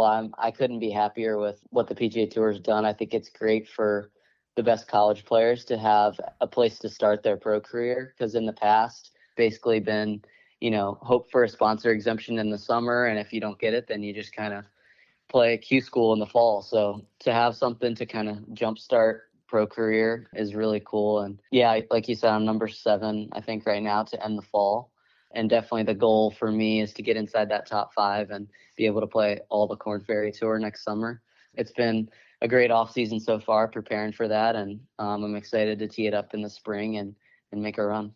Yeah, no, absolutely. And just so for the folks that are listening, Ludwig Adberg was the number 1 ranked amateur on this list last year, and look what he's done. Holy smokes. Did you get any chance to play with him at all? I have not, but one of my teammates is also from Sweden and knows Ludwig pretty well, and he speaks nothing but great things about Ludwig's character and his game. I actually never played with Ludwig, but I walked past him on the range last spring, and he hit one of the purest looking iron shots I've ever seen. So yeah, it's been cool to follow him. I root for him hard, because the better he plays, the more benefits there are for future college players. Oh yeah, 100%. And it's interesting what you just said, Max. There's something about, for us that played and play a lot of golf, when, even if it's not us, when someone hits one of those shots, it almost like snaps your head around, doesn't it? It's like you hear it, you see it, and go, wow. Yeah, that's exactly what happened. And honestly, playing a couple of U.S. Opens, I got to play a practice round with Scotty Scheffler last year, and he hit a couple of those shots and short game shots where you're just like, wow, I haven't seen anything like that yet. So yeah, it's pretty cool to be exposed to that stuff. So Max, thanks so much for joining us. The UHY Prep Profile Series is a really cool thing that we do on the show. How can people follow you, get in touch with you? Because we want to create a nice little fan base for you as you get ready to turn pro. Yeah, thank you. Yeah, you can follow me on Instagram. My handle's Maxwell Moldovan 22, and I'm also on Twitter at Moldovan Maxwell. And yeah, our Ohio State men's golf website, I'm sure it's got some of that info on it too. But yeah, thanks for having me, and appreciate everybody listening, and God bless. Guys, thanks. That's been the UHY Prep Profile Series. This is Golf with Jay Delsing, coming to you from the CarShield Studios, and we're presented by Darty Business Solutions. Up next, we'll get to your emails as we wind down the show here on 101 ESPN. Are you driving an out-of-warranty car? It's only a matter of time before your out-of-warranty vehicle is in the shop costing you thousands of dollars. Auto repair costs are up nearly 20% from last year, which is 4 times the rate of inflation. If an unexpected breakdown happened today, would you be ready for that? Well, now you can be with a plan through CarShield. Even if your car is just over 3 years old, it's still prone to expensive costs. Your car is more than just getting you from point A to point B. Traveling by car is a way of life. From picking up your kids to going to a new restaurant, cars are a daily essential. When you enroll in a car protection plan through CarShield, you can look forward to the following. The price will never go up no matter how many claims you file, or no matter how high the mileage on your car increases. CarShield offers protection plans that start as low as $100 per month. That's $100 per month. They have repair coverage for up to 5,000 different parts of your vehicle. Plus, when your car breaks down and you're stuck on the side of the road, you get 24/7 coast-to-coast roadside assistance. You also get complimentary towing and rental car options.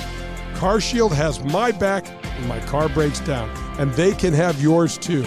Call CarShield today at 800-465-6550 or visit carshield.com.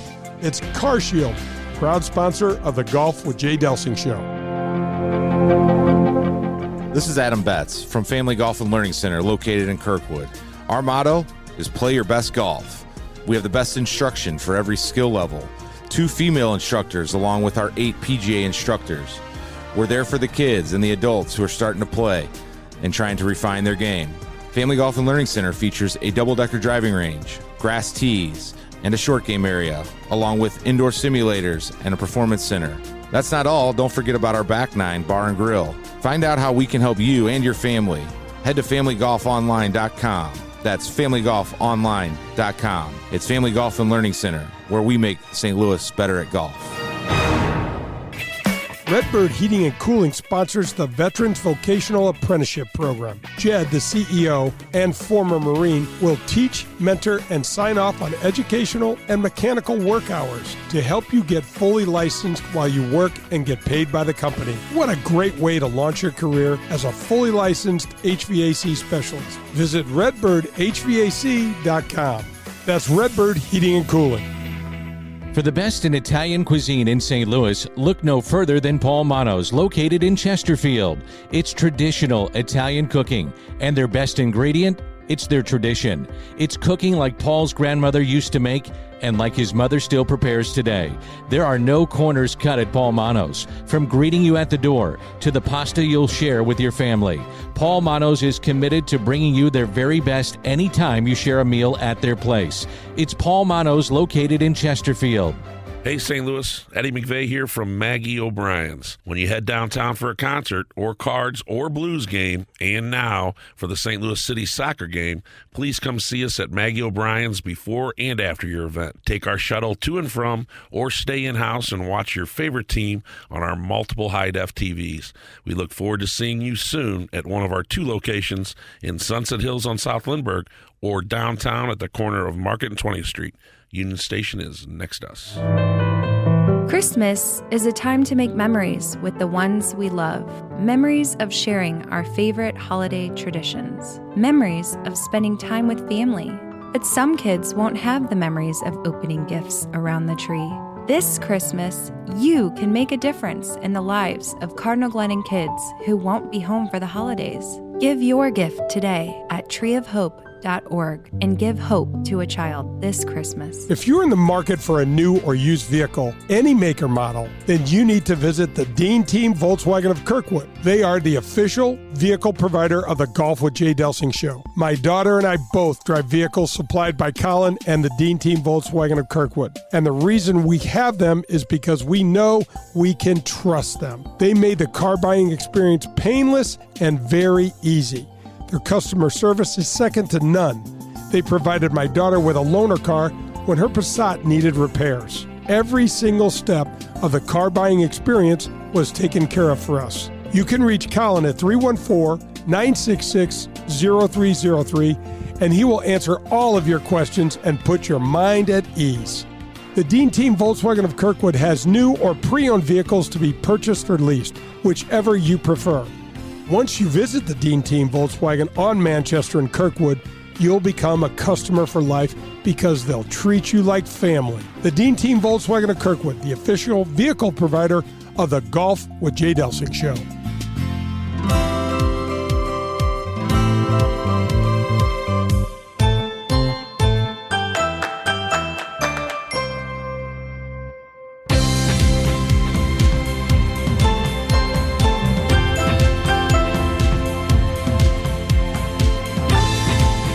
Welcome back to Golf with Jay Delsing on 101 ESPN. We do this every Sunday morning between 8 and 10 here on 101. We're coming to you from the CarShield studios, and we're brought to you by Daugherty Business Solutions. A lot of great feedback coming in with our interview with Seth Waugh, who is the CEO of the PGA of America. And if you'd like to get to us, jay@jdelsinggolf.com. That is jay@jdelsinggolf.com. And we'll get to some of those emails a little bit later in the show. Also, in our first segment, we talked about the return of Tiger Woods.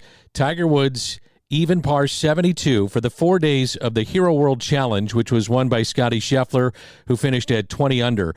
Impressive for Tiger Woods. He'll turn 48 on December 30th. He had 15 bogeys, but he did mix in 19 birdies. I think I've come a long way from being a little bit rusty to playing 4 days and knock off a lot of rust, which was great. And just the physicality of actually playing, competing again. I haven't done this in a while, so it was nice to get out there with the guys and have some fun and compete. And I just wish I would have played a little bit cleaner, but there's always next time. After going through 72 holes, how realistic is it for you to play, as you mentioned earlier this week, once a month in 2024? Well, I think that if you ask me right now, I'm a little bit sore. Okay. But, once a month seems reasonable. And it gives me a couple weeks to recover and a week to tune up. Yeah, maybe I can get into the rhythm or something like that. That's what the plan was, going into next year. And I don't see why that wouldn't change. Man, is it fun to have Tiger Woods back in the fold when you talk about the news and notes around the PGA Tour and what he means to the tour. Also wanted to mix this in before we head to a break. Nominees for the Jack Nicklaus Player of the Year Award, those came out. Wyndham Clark, Victor Hovland, Rory McIlroy, John Rahm, and Scotty Scheffler. So that's for the Jack Nicklaus Player of the Year Award. We'll get into that next week. And there's also nominees for the Arnold Palmer Award, which is the Rookie of the Year on the PGA Tour. The finalists there, Ludwig Aberg, Eric Cole, Nico Echeverria, and Vincent Norman. And we'll break that down next week on Golf with Jay Delsing. Mention that you can email us, jay@jdelsinggolf.com. That's jay@jdelsinggolf.com. We have a little wrinkle in this, is that if you email us, you'll be put into a drawing to have a twosome come play with Jay and I in the spring. When the weather gets a little bit better, we'll take you and a guest out, and we'll enjoy a round of golf, lunch included, and have a nice time with you for thanking you for listening to Golf with Jay Delsing here on 101 ESPN. Coming up, our final segment, emails, and much more to come. This is Golf with Jay Delsing. Okay, so Marcone is the largest distributor of GE parts in North America. Check. You know about their support for backstoppers, first responders, and our men and women in the military. Check that also. Well, here's their latest community venture. It's called Wreaths Across America. This year, Marcone will place 1,000 Christmas wreaths on the gravesites of our fallen military heroes in 10 different cemeteries around the country, from Dallas to Delaware, Western New York to Houston, New Jersey to right here at Jefferson Barracks. Each of these locations and more will have wreaths delivered and respectfully placed on a gravesite. Remember the fallen, honor those who serve, and teach the next generation the value of freedom. That's the mission of the Wreaths Across America program. So join the Golf with Jay Delsing show and Marcone and sponsor a wreath. Volunteer or partner with us to support our military. Saturday, December 16th is National Wreaths Across America Day. So get involved. That's Marcone and Wreaths Across America. For the best in Italian cuisine in St. Louis, look no further than Paul Manno's, located in Chesterfield. It's traditional Italian cooking, and their best ingredient, it's their tradition. It's cooking like Paul's grandmother used to make and like his mother still prepares today. There are no corners cut at Paul Manno's. From greeting you at the door to the pasta you'll share with your family, Paul Manno's is committed to bringing you their very best anytime you share a meal at their place. It's Paul Manno's, located in Chesterfield. Redbird Heating and Cooling sponsors the Veterans Vocational Apprenticeship Program. Jed, the CEO and former Marine, will teach, mentor, and sign off on educational and mechanical work hours to help you get fully licensed while you work and get paid by the company. What a great way to launch your career as a fully licensed HVAC specialist. Visit redbirdhvac.com. That's Redbird Heating and Cooling.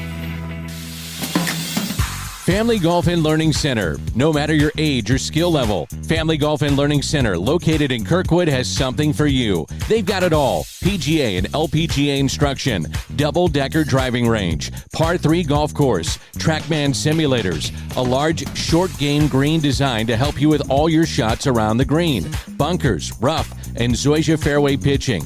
And now open, the Tahoma Bermuda Grass Tees, the best turf to hit from in St. Louis. It's all at Family Golf and Learning Center. To schedule a lesson or to find out more, visit FamilyGolfOnline.com. That's FamilyGolfOnline.com. Family Golf and Learning Center. We make St. Louis better at golf.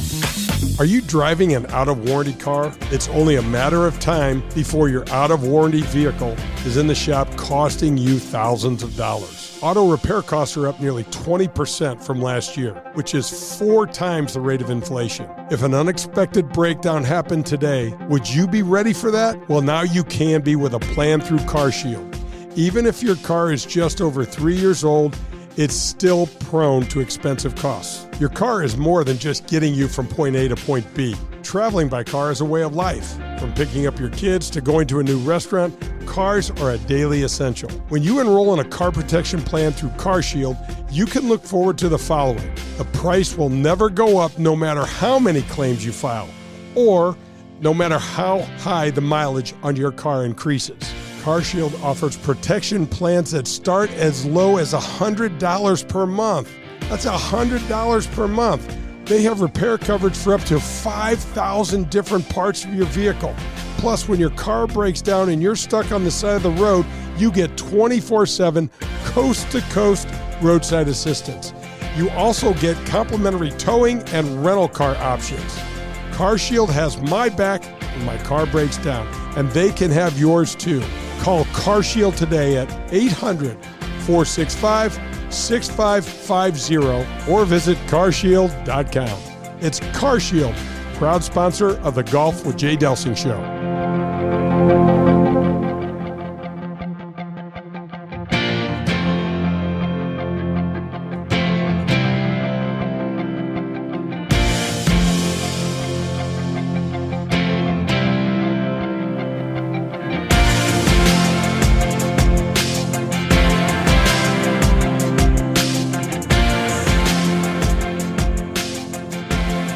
Heading down the stretch of Golf with Jay Delsing on a Sunday morning here on 101 ESPN. Coming to you from the CarShield studios. We're presented by Daugherty Business Solutions.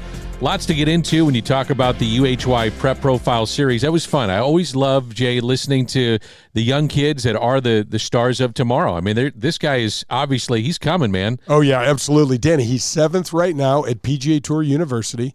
So what that does is if he finishes number 1, like Ludwig Edberg did, he gets a full year exemption onto the PGA Tour. I mean, that is a massive deal.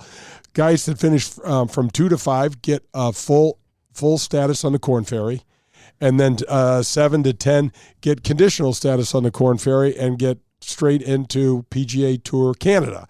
So Max is going to get something.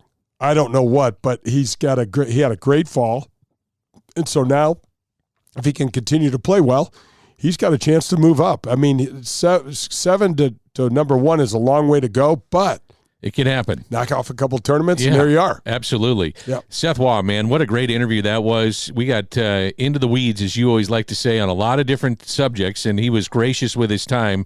And we hope the listeners enjoyed it too. It's a very good get the CEO of the PGA of America. The thing that stood out for me, though, is the fact that he is concerned about those that are working in the pro shops at your local golf club and saying, hey, I want to know what's going on with them as much as I'm trying to figure out what's happening with the pro game as well. Yeah, no doubt. And I mean, here's a guy, Danny, he has been in every meeting. Yeah. Every meeting. And, oh, man, if we just knew some of the stuff that he knew. But I thought he was so forthcoming and so up front, and I thought he was just so I love the fact, hey, you can, I mean, where do we start? The building that they create down in Frisco, Texas is now turned into this almost massive like a campus. Like a tourist attraction on the campus because it's so high tech and so super cool. And the golf courses there Have you been there? I have not, but there's a virtual tour that you can take. And I also had someone go down there that was looking to try to get a job with the PGA of America. So we talked through a bunch of stuff. I feel like I have, but I need to see it. I can't wait to see it. Let's go to some emails. Jay@jdelsinggolf.com. Jay@jdelsinggolf.com. And by the way, if you email us, we're going to pick a lucky winner. If you want to consider yourself lucky, that right. we depends on where you look at it. We'll take you and a guest, and we'll go play golf in the spring. And that's something that we're doing because you took the time to email us at jay@jdelsinggolf.com. So looking forward to that. Yeah. And this is from DePere, Julie. Different places around town to hit golf balls. It's cold outside. I'm trying to get better at playing the game. I just took it up 2 years ago. Where do I go? Well, Family Golf and Learning Center, they support the show. Adam and his, what do you call what he's built down there, Danny? It is the premier practice facility, I'm going to say, in the entire Midwest. Yeah. It is, Julie, it is fantastic. And we push and pump that a lot because it's fantastic. But there's a lot of other great places too. You could go to Pro-Am Golf. They've got some simulators over there. Tom DeGran has been helping people with their hooks and their slices for 45 years, Julie. He's an awesome human being.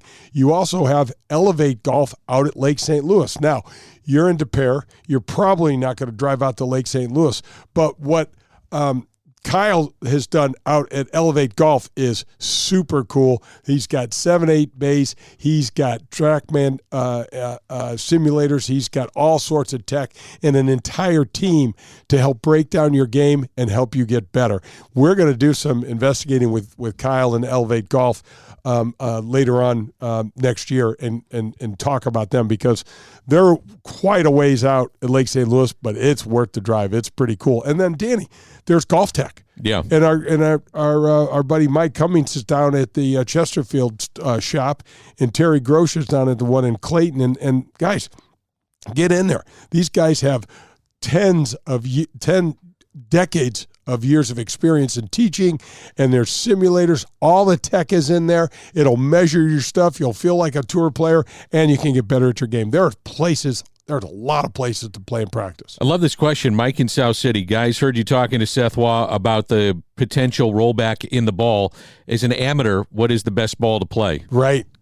That's a great question, Mike, and it's loaded, and it's a little too ambiguous because we don't know what your speed is, but you've got to match. What you really want to do is match the sort of speed that you have with the golf ball. And so one company, Bridgestone, Danny, has a really good, really cool gauge on if you swing between X amount of mile per hour and this miles per hour, play this ball. So do a little investigating, Mike, and look into that, and then match up the ball that fits your speed. And there'll be multiple options. So like they'll say, oh, it'll tell me I can play the Velocity from Titleist or the Chrome Saw from Callaway. Try both of them. Just buy a sleeve. You don't have to buy an entire dozen. Buy a sleeve and go hit them. And trust me, they'll feel different and they'll sound different. So is it based on your swing speed on what you should use? It is. Okay. And a lot has to do, Danny, with what are the strengths of your game. If your strength of your game is short game and around the green, you're going to want a softer feeling ball. If you are a bomber off the tee, you don't necessarily want that softball. Some guys might still want that softball, but if you're not as long off the tee, you might want to take a ball that goes a little, it's got a little more jump in it. Sure. And they can do that. It all depends on your speed. And the bottom line is the number one question, Danny, you hear this all the time as well. How do I hit it further? Guys, you're not going to hit it further unless you increase your speed. Now, can you get a better shaft that might, let's say you're aging a little bit, like some of us are in this room, like me, and we go and get off of I had a super, super stiff shaft in my driver and went to one that was a little softer. I hit it a little further. Now, we're not talking about 30 yards. We're talking about maybe 5, but I'll take 5. Sure. Yeah. It's every little bit counts, is what you're saying. Yeah, every little bit counts. And you got to match that shaft up to the amount of speed that you have as well, because that shaft combination will fit in beautifully with the right ball. Wildwood and Steven, guys, love the show. Jay, have heard you talk about getting better putting in the off-season. Where do you stand on a cross-hand grip? I'm fine with a cross-hand grip. In fact, we're working on getting Jim Furyk on the show, and he grew up, his dad was a PGA of America member and a golf professional, and he taught Jim to start cross-handed because he felt like when you stand up over a putt, you naturally hold your, so this is for right-handed golfers now, you naturally hold your front or left shoulder lower than your right. And so it just naturally fits on the club a little bit lower. And a lot of kids are starting cross-handed because it feels more natural. So cross-handed is a term, for whatever reason, when the Scots created the game and everything, they put, for right-handed golfers, they put the right hand lower on the putter than their left hand, and that was considered conventional. And they when you swap it around, they call that cross-hand, but it really, it should just be left hand low. You have a great putting stroke. You're a great putter. You were known as a very good short game player. Did you ever, though, if you got into a slump, did you ever tinker with it, or when you were messing around, you just tried it to see what it was like? Danny, when I wasn't making putts, I would have putted with a hockey stick. Sure, on my head if it would have helped me make more putts. You just get to that desperate point where you're like, anything to get the thing to go in. You get to those points where you feel like you're putting a beach ball into a thimble. Like it's going to come really close, but it's never going to go in. So I messed with that a little bit. I messed with a long putter. I practiced all the time with a belly putter. Then I brought the belly putter. The belly putter was now a belly putter for me, I'm 6'5". A belly putter for me was still a really long putter. Absolutely. Like I remember Willie Wood, playing with Willie Wood, and he reached in my bag and took out my putter, and it was a broomstick for him. He put it right under his chin. And he goes, "Don't tell me this is a belly for you, Delsing." And I'm like, "It's a belly for me." And he's like, "Damn." Oh, that's great. Willie's like 5'6". But I tried anything. And what I wound up doing, Danny, was I practiced with the belly so much that I'm using it.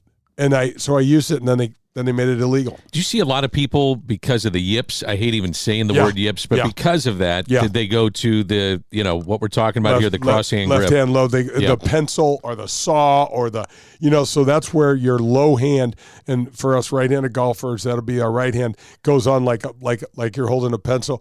I mean, if you got a jumpy hand, Danny, you're trying to just barely touch the shaft or the grip of that club with that hand if it likes to jump at impact. Absolutely. That's a scary feeling. I bet it is. St. Charles, Amy, what did you do and what should I do to get better in the winter? Just a simple question. Oh, Amy, move.